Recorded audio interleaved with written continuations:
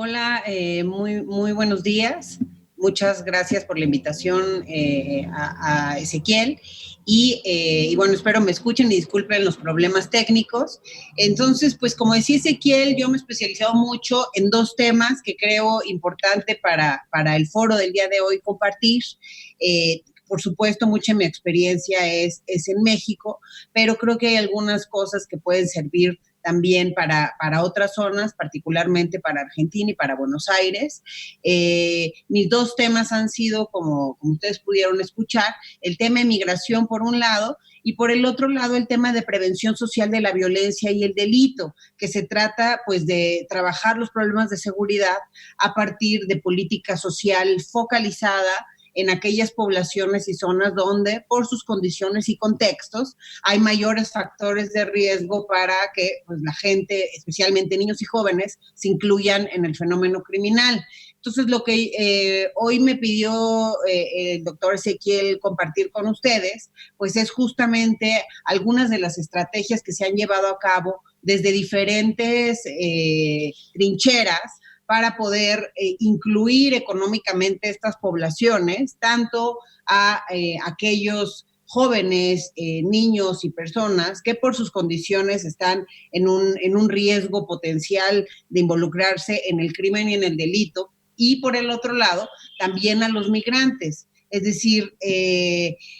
tenemos una realidad migrante, como se mencionaba, a nivel internacional. Hoy la migración es una realidad internacional. Según la Organización Internacional de las Migraciones, hay más de 300 millones de migrantes en el mundo, de personas que viven en un lugar distinto al que nacieron, lo cual equivale casi al 4% pues, de la población. Entonces, sí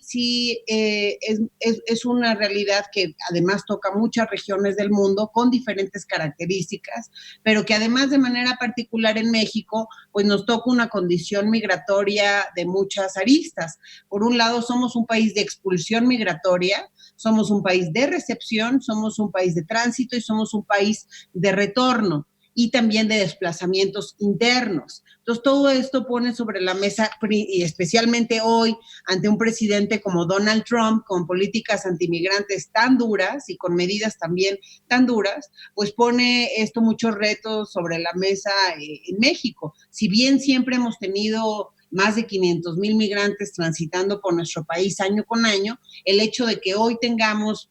además estas políticas especiales de Donald Trump, pues sí pone otras poblaciones y otros escenarios en la mesa. Es decir, hoy en México, en nuestra frontera norte, tenemos a los deportados mexicanos, que son casi 200,000 al año desde que llegó Trump. Con Obama también tuvimos 3 millones de deportados, entonces por eso se habla de una balanza cero entre México y Estados Unidos, porque se dice que hoy son más los que regresan que los que se van. En los años 70 fue nuestra mayor migración hacia Estados Unidos, y en los años subsecuentes ha habido también una migración importante, pero con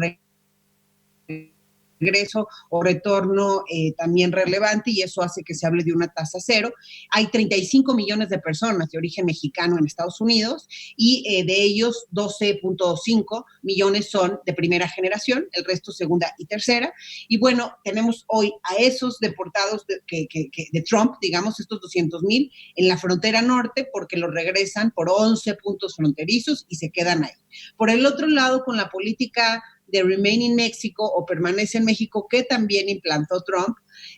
esto hace que muchos centroamericanos, principalmente de Honduras y de El Salvador, también algunos otros de Guatemala y de otros lugares, incluso algunos africanos, pero principalmente los países que ya mencionaba, se tengan que quedar hoy en México esperando a que el gobierno norteamericano decida si les va a dar la figura del asilo o no. Y como ustedes saben, pues eso puede durar, pues en un buen caso, nosotros hemos podido conseguir el asilo para migrantes en un año. Entonces se quedan poblaciones varadas y flotantes en esta frontera, más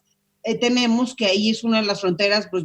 con mayor riesgo en términos de incidencia delictiva. Está Ciudad Juárez, está Tijuana, está Tamaulipas, estos son los lugares con mayor incidencia delictiva también en México. Entonces todo esto crea pues un caldo de cultivo muy relevante. Además tenemos al crimen organizado que está ávido también de cooptar pues a muchos de estos migrantes, especialmente a los niños o a los menores no acompañados, que como ustedes saben hay una crisis desde 2014, más de 60,000 de estos niños viajaron en 2014 hacia Estados Unidos y en los años subsecuentes han sido 40,000, 30,000, 20,000 y este año hubo un repunte con las caravanas muy importante de estos menores. Entonces, y otro punto, para ya entrar en los detalles de la activación o reactivación económica, pues son también estos niños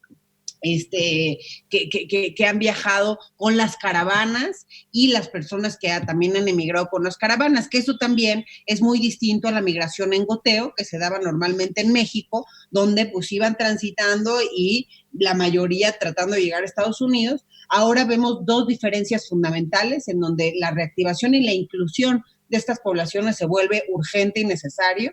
que es que el tránsito cada vez más se convierte en recepción. Aquellos que antes pasaban por México para llegar a Estados Unidos, hoy cada vez más deciden quedarse en México ante las dificultades que pone Estados Unidos o simplemente se tienen que quedar en México porque Estados Unidos no los deja pasar y pone todos estos temas incluso para el asilo, que tengan que estar más de un año en México y pues todo eso los obliga a buscar un empleo, a tener que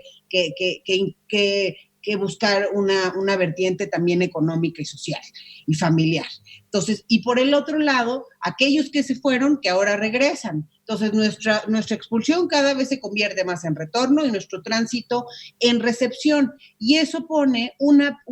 particularidad sobre la mesa, que es la reinserción o la reintegración de aquellas poblaciones que antes pasaban y ahora se quedan, y de los que se fueron y ahora regresan. Entonces, eso por un lado. Y por el otro lado, México, tenemos 38 millones de jóvenes, es un país con un bono poblacional muy importante de juventud, y bueno, muchos de ellos, desgraciadamente,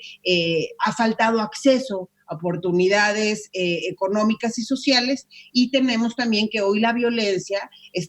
tenemos tanto el perfil de la víctima como el victimario al joven. Y tenemos hoy un gobierno en el que, como ustedes saben, se está trabajando también una política social pues muy relevante, con muchos retos de por medio, porque pues el tránsito de una a otra política, de una política neoliberal a esta política más social, ha sido complicado. Sin embargo, parte de lo que se busca, digamos, en este nuevo gobierno es ir a las causas que generan la violencia y el delito, y a través de la inclusión de esas poblaciones que cometen hoy delitos, pues lograr reducir también el fenómeno delictivo. Y en ese sentido, lo que yo he dedicado mi vida, pues es armar proyectos de corte social, de corte psicoemocional, de corte económico, de corte laboral, que puedan incluir esas poblaciones. Entonces me gustaría hablar ya pues de algunos ejemplos para poderlo poner más ya en realidad.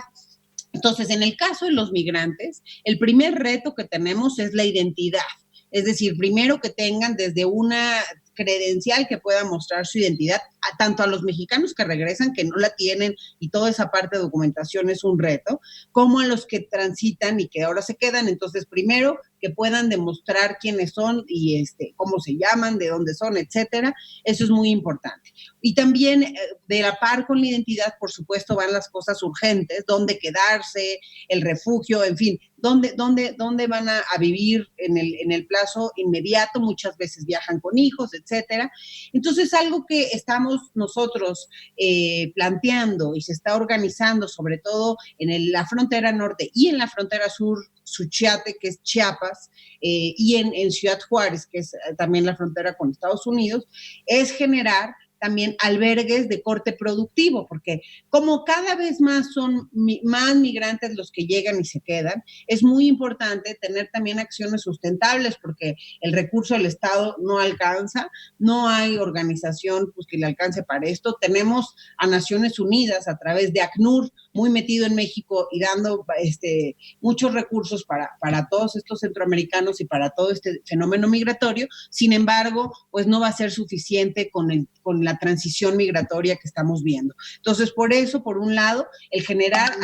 albergues de corte productivo que nos permitan integrar estas poblaciones flotantes y que puedan pues tener, mientras están aquí, un pequeño empleo, que puedan aparte mantener estos albergues y que puedan entonces también obviamente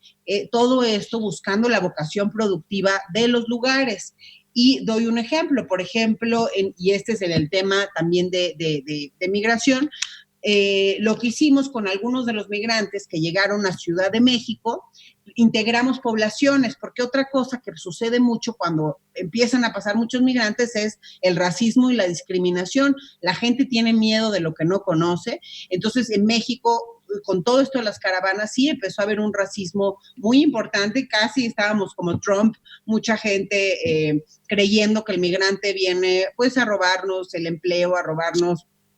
finalmente las oportunidades, etcétera. México, como les decía, tiene una migración principalmente centroamericana, pero también tenemos de América del Sur, también tenemos una migración de Argentina importante, sobre todo en la Ciudad de México, tenemos de otros lugares y zonas como África, etcétera. Entonces, bueno, con esto que sucedió de las caravanas se visibilizó mucho esta migración centroamericana. Ha habido haitianos que se quedaron varados en la frontera norte con Tijuana, más de 7,000 personas se tuvieron que quedar en México, y bueno, se formó toda una comunidad, y ahí se crearon dos cosas productivas. Por un lado, en Tijuana se generó todo un tema de empleabilidad a los haitianos, con la ayuda de las maquilas y de las grandes empresas también en esta frontera, que también les hacía falta mano de obra. Entonces, una cosa importante es la conexión de la oferta con la demanda, que aunque suena fácil, a veces ya en la implementación es complicado. Entonces, logramos que en este caso, como eran 7,000 personas y estaban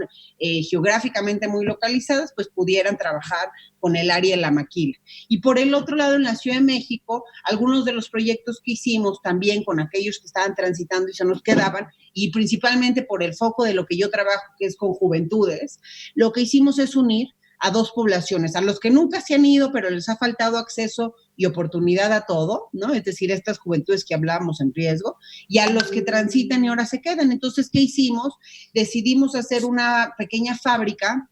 de serigrafía o playeras. Entonces, esta fábrica lo que nos ha permitido, pues, es poder tener recursos para el albergue, poder tener sustentabilidad, incluir a nuevas poblaciones, y lo que hicimos es innovar un poquito. Entonces, en todos estos proyectos, parte de lo que se trata es innovar y tomar en cuenta la parte local. Entonces, en México tenemos una zona que se llama Tepito, que es una zona también con mucho riesgo. Ahí pusimos la fábrica, en la zona con mayor riesgo, y lo que hicimos es asociarnos, por ejemplo, con diseñadores de moda de otras partes, en este caso con un diseñador famoso de Nueva York, quien vino, se inspiró del barrio de Tepito, armó toda una colección de moda inspirada en Tepito, con las 7 cabronas de Tepito, en fin, con varias cosas muy típicas y muy tradicionales mexicanas y de este barrio, y pues armó toda una colección que hace referente a esto, y la presentamos en el Fashion Week de Nueva York, en donde pues se hizo ya muy conocido todo ay, no sé dónde está. Ay, perdón, es que no sé dónde está ese teléfono. Pero bueno, va a dejar de sonar en algún momento. Entonces, se hizo muy conocido a través de eso se hizo muy conocido pues la marca, y entonces la empezamos a vender en línea, y realmente resultó pues muy exitoso el tema. Y lo que hicimos es hacer en las fábricas de serigrafía, las playeras, le pusimos una marca. Tepito es un barrio que es conocido por la piratería, porque hace cosas falsas, es decir, produce cosas de marca, las reproduce de manera falsa, que eso pues aquí se llama piratería. Y entonces lo que pusimos en la marca de Tepito es, si no es de Tepito, es pirata. Y eso pues también conectó mucho con las poblaciones. Y cuento todo esto porque sí es muy importante cómo construyes la marca, cómo los involucras, cómo haces que estas personas tengan identidad y pertenencia a un proyecto económico, en el caso de los migrantes, que puedan también integrarse a través de esos proyectos con la sociedad misma, porque muchas veces son los procesos de integración y de reintegración los que no funcionan por pues como la gente no entiende lo que es un migrante, no entiende lo que ha pasado, no entiende la resiliencia que tiene que tener alguien que migra y luego regresa, incluso con los mexicanos, es muy complicado porque el perfil de lo que deporta Trump es gente que tenía ya mucho más arraigo, mucho más años en Estados Unidos. Hay gente que tenía 40 años allá y de pronto la deportan, su familia está allá. Entonces, realmente son poblaciones muy complejas de reinsertar. Entonces, con esta fábrica de serigrafía, además, empezamos a producir otros tipos de productos y conectarlos con diferentes sectores. Otros de las cosas que se han hecho, por ejemplo, en las poblaciones de riesgo con jóvenes adictos, por ejemplo, a heroína, en el caso de Michoacán, también buscamos hacer pequeños proyectos productivos, pero que además tengan siempre el componente psicoemocional,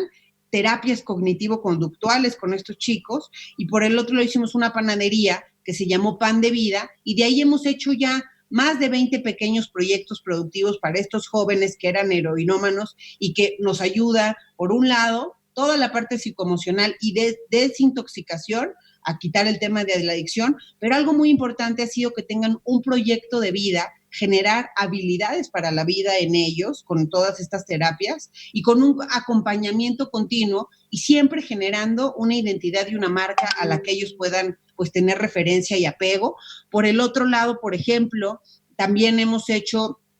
algunas pequeñas empresas, había jóvenes que andaban en patineta en Morelos, en uno de las zonas de alto riesgo, vimos que ellos sabían construir las patinetas, entonces se les dio toda una formación también productiva de la mano de todo este proyecto de identidad y entonces ya generaron su propia empresa que se llama Chicle y ahora venden las patinetas más ropa de patinetas, etcétera. Entonces logramos incluirlos. Por el otro lado, por ejemplo, en el caso de Apatzingán, que está en Michoacán, que es una zona también de autodefensas, es una zona que ha tenido una importante incidencia delictiva y de homicidio, en donde muchas mujeres se han quedado viudas por la violencia. Entonces, lo que empezamos es a trabajar con estas viudas de la violencia, tomando en cuenta la vocación productiva del lugar y a partir de esta vocación productiva, pues generar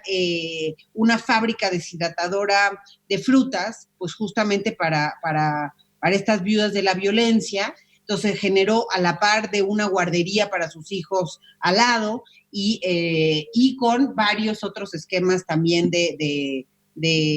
pues de inclusión no solamente productiva, sino también pues de una inclusión económica, social y de los hijos para que justo pudieran crecer en otros factores distintos a sus padres y pudieran tener pues un futuro distinto. Entonces, esta fábrica deshidratadora, por ejemplo, se hizo hace 5 años y ahí sigue. Entonces, en cada lugar lo que se busca es cuál es la vocación productiva, qué es la característica de la población que siempre tiene pues algún riesgo o alguna dificultad y a partir de ello se desarrolla toda una perspectiva preventiva comunitaria de desarrollo y situacional para poder incluirlos económicamente. Entonces, se trata de hacer economía social, se trata de entender hacia quiénes queremos llegar, porque también muchas veces en México, justo con el modelo neoliberal, una de las problemáticas más grandes fue pues que justamente a las poblaciones más complicadas, más alejadas, con mayor rezago, era más difícil llegar en algunas ocasiones porque los proyectos que pedían, por ejemplo, la Secretaría de Economía o los proyectos que se brindaban desde el gobierno federal, pues eran muchas veces proyectos que estaban esperando cosas,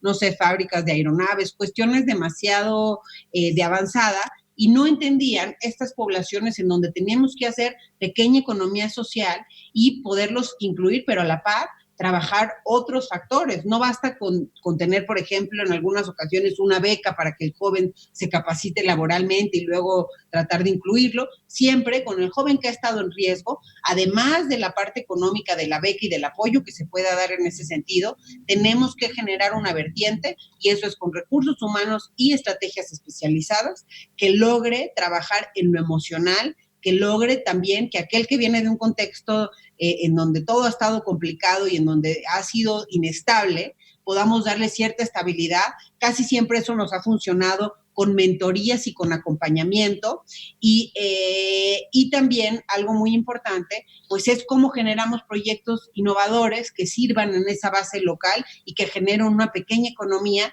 pero que se puede ir escalando y que incluya terceros en la cadena de valor. Ese es el caso de la deshidratadora, es el caso de muchos proyectos productivos, por ejemplo, de turismo que hemos hecho en México. Tenemos un caso interesante en Pachuca, en donde teníamos un cerro que se estaban matando dos pandillas, los gatos y los pichoneros. Lo que hicimos es trabajar tanto con gatos como pichoneros en la mediación para que dejaran de pelearse, pero también nos metimos a trabajar toda una obra de arte, eso lo pueden encontrar en internet,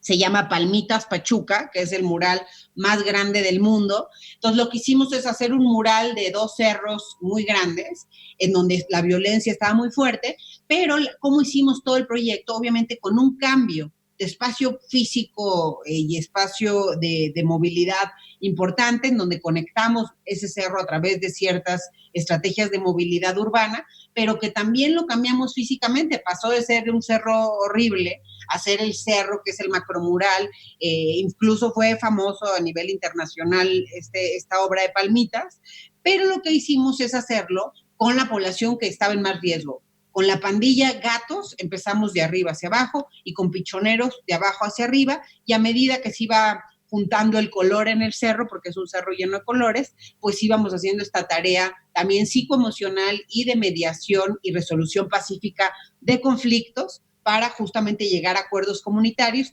pero a la vez hicimos de ahí lo mismo hicimos también en Tepito, proyectos productivos de turismo. Una vez que cambiamos el barrio, que pusimos un museo callejero en todas las calles de ese barrio, entonces a estos chicos los reclutamos para que ellos fueran los guías de turista de este macromural, a las señoras a través de proyectos productivos que hicieran joyería de colores que pudieran vender también en este macromural, y entonces hace sustentable la obra de arte y, por supuesto, la inclusión también de estas poblaciones. Hoy es un lugar turístico, lo pusimos tanto en las guías de turistas a nivel nacional, en el nivel local, el municipio también lo considera en los tours, generamos aliados con empresarios y universidades que puedan ir también a esta localidad, se generaron algunas denominaciones también ahí de origen, y por ejemplo, ahí pueden ir a comer los pastes más ricos de Pachuca, en fin, varias cosas que atraigan también el turismo al lugar. Entonces hicimos del peor lugar el lugar turístico, y eso creo que es parte de la economía social. En otros casos, lo que hemos encontrado es que hay gente que ya tiene un pequeño proyecto productivo, por ejemplo, en México, pues las artesanas ya tienen algunas cosas, saben con sus manos trabajar muchas cuestiones muy bonitas, sin embargo, pues no son muy comercializables. Entonces, lo que hemos hecho, también en cárceles hemos hecho eso, cómo hacemos productiva a la gente que está ahí, cómo le damos una segunda oportunidad. Y entonces lo que hicimos, por ejemplo, con las mujeres, es capacitarlas con una joyera que vino, que ella ya tiene pues muchas fábricas, etcétera, las capacitó en cómo darle un pequeño twist a su producto, y entonces empezamos a vender asociadas estas joyeras, estas artesanas con las joyeras, empezamos a vender pues en escala, y ellas les dieron a esas artesanías un twist de modernidad, y entonces eso hace que su producto sea mucho más vendible. También hemos hecho acuerdos, por ejemplo, entre estas mujeres, en estos colectivos de mujeres, con hoteleros y con algunas pues algunos empresarios, en especial en Acapulco, por ejemplo, con hoteleros, porque había unas muñecas de trapo que se hacen por acá ya de manera muy tradicional y cotidiana, pero que no se venden tanto, y lo que hicimos es que otra vez renovaran un poquito su producto, hicieran esas muñequitas de trapo un cojincito para el hotel, y que entonces sea vendido en todos los hoteles, y que pueda pues tener ahora sí que una apertura pues al mercado, y también pequeñas fábricas que hemos armado con estas mujeres en riesgo, mujeres también que están alejadas de todo, ¿no? Esta dinámica económica sobre todo. Entonces, con proyectos de economía social, las hemos logrado incluir con, por ejemplo, ahora venden todos los productos, los champús de los hoteles, cosas para spa, en fin, tenemos que buscar en cada lugar cuál es su vocación productiva. En el caso de la deshidratadora de frutas, pues eran las frutas que estaban ya ahí, cómo le damos un valor agregado haciendo esta fábrica. Se tuvieron que, y esto es creo que ya tengo que callarme, entonces con esto voy a cerrar. Creo que lo más importante de todo esto es cómo conectamos la parte también emocional de las personas, cómo conectamos todo ese bagaje que tienen, ese pasado, eso que han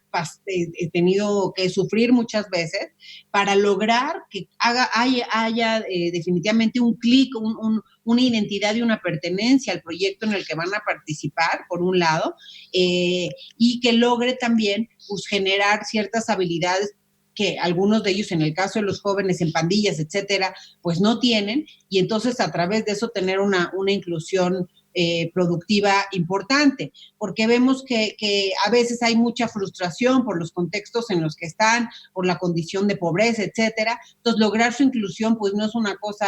fácil, es necesario contar con recursos y estrategias muy importantes, y en el caso de los migrantes, además considerar pues campañas de inclusión social para que no haya esa parte de discriminación. Por eso los proyectos productivos híbridos que incluyan a los que nunca se han ido, con los que pasan y ahora se quedan y los que regresan, pues eso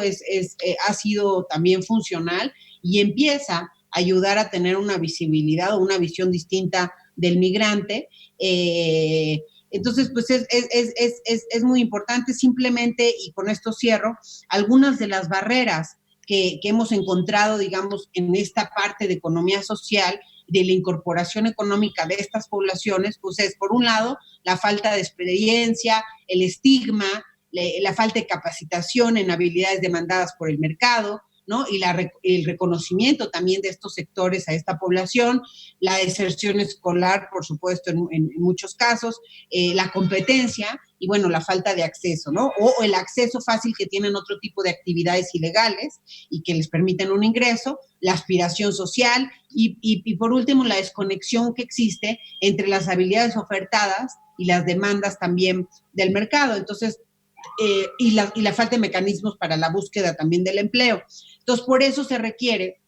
que todos estos proyectos consideren la asociación de distintos actores económicos con esta población vulnerable y que participen pues a nivel territorial. Y algo muy importante en estos proyectos, en cada uno de estos proyectos, tanto en el tema migratorio como en el tema de prevención, ha sido ir al territorio y estar muy cercano al territorio. Todo esto no sale en el escritorio. Si es un tema en el que hay que estar en campo, hay que estar cerca a la gente, hay que lograr, y con esto termino, que la gente se convierta no solamente en el objeto de la política pública, sino en el actor principal de esta política pública para lograr esa resiliencia que requiere y esa inclusión pues, económica y social de estas poblaciones. Muchas gracias.